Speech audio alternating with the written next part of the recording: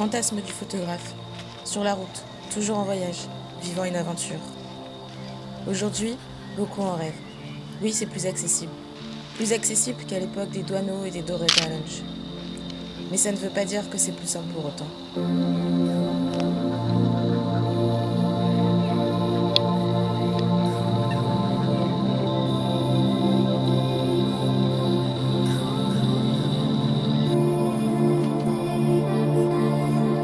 De derrière ma fenêtre, je rêve de rencontres, de grands espaces, d'indépendance, d'aventure, de liberté. Mais quelque chose me retient.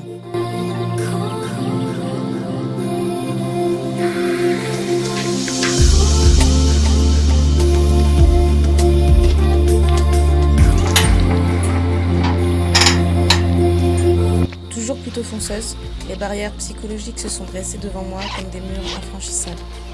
Comme disait un certain Mao Tse-tung, sans destruction, pas de construction. Sans barrière, pas de courant. Sans arrêt, pas d'avance. Pour commencer, il faut savoir quel domaine on veut explorer parce que oui, avoir une spécialisation c'est bien, ça évite de s'éparpiller. En revanche, ça ne veut pas non plus dire qu'il faut se cantonner à un seul domaine. Ça veut juste dire qu'il faut réussir à organiser sa vie, organiser son rythme de travail pour faire en sorte de s'épanouir avec la photo.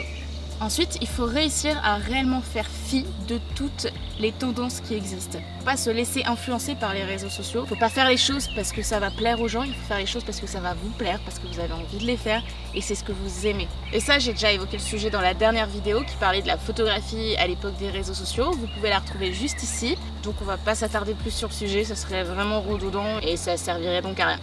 Ensuite, il faut réussir à faire en sorte de garder l'inspiration. Il faut donc rester à l'affût, il faut être curieux, il faut être ouvert au monde qui nous entoure. Faire des sujets personnels pour garder la motivation et aussi être toujours en action qui vous aidera à garder une certaine productivité. Pour cela, il faut donc aussi arrêter de se poser des multiples questions qui vous empêchent de dormir, qui vous paralysent, qui vous font perdre confiance en vous. Ça, c'est pas bon.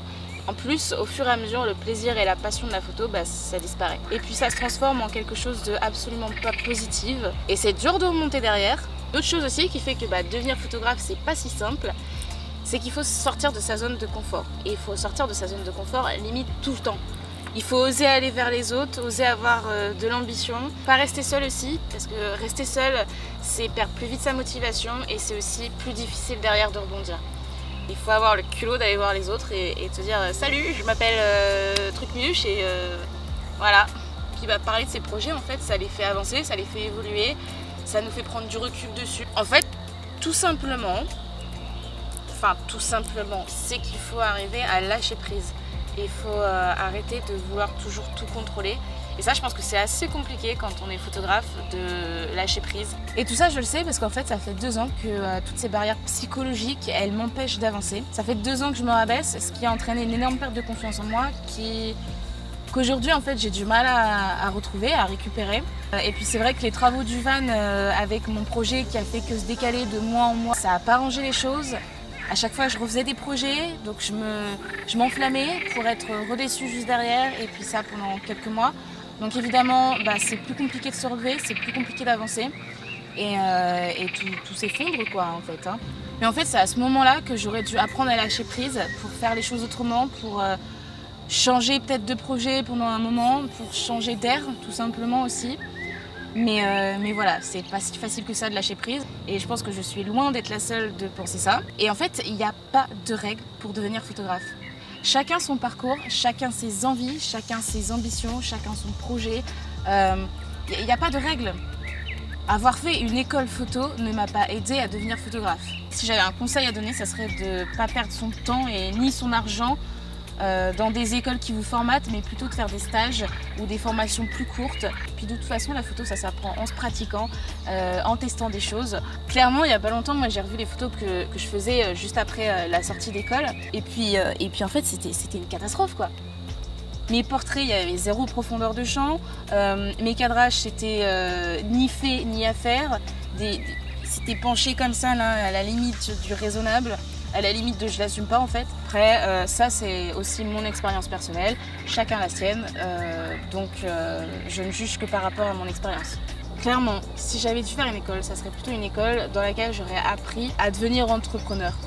Donc à avoir des cours de gestion, des cours de comptabilité, des cours de de négociation, enfin tout ça qui m'aurait beaucoup plus aidé que de faire des études de photo pour apprendre à manier un appareil photo. Parce que je pense que c'est beaucoup plus simple d'apprendre à manier un appareil photo que de se dire commercial en fait. Parce que oui, en étant photographe, vous êtes avant tout un entrepreneur. Vous allez entreprendre de faire des sujets personnels, vous allez entreprendre d'aller voir des clients, vous allez entreprendre de faire des concours, des expos, enfin à chaque étape, en fait il va falloir un moment que vous entrepreniez quelque chose. Un photographe peut avoir tout le talent du monde, mais s'il n'arrive pas à se vendre, jamais il pourra vivre de la photo. Alors aujourd'hui, non. Bien sûr que non, que je vis pas de la photo. Je vis du chômage, des saisons d'hiver, je suis retournée vivre chez mes parents, dans l'attente d'un nouveau départ. Enfin, je l'espère, incessamment sous peu. C'est sûr qu'il est temps d'enclencher les choses, de sortir de ma zone de confort, de passer outre ces barrières psychologiques et la paralysie que ça engendre. Je dis pas que tout est réglé et que maintenant tout va rouler. C'est soit j'avance, soit je recule. Mais ça, je peux pas reculer. Donc en fait, je travaille encore sur tous les points dont je viens vous parler pour enfin un jour dire que je suis photographe.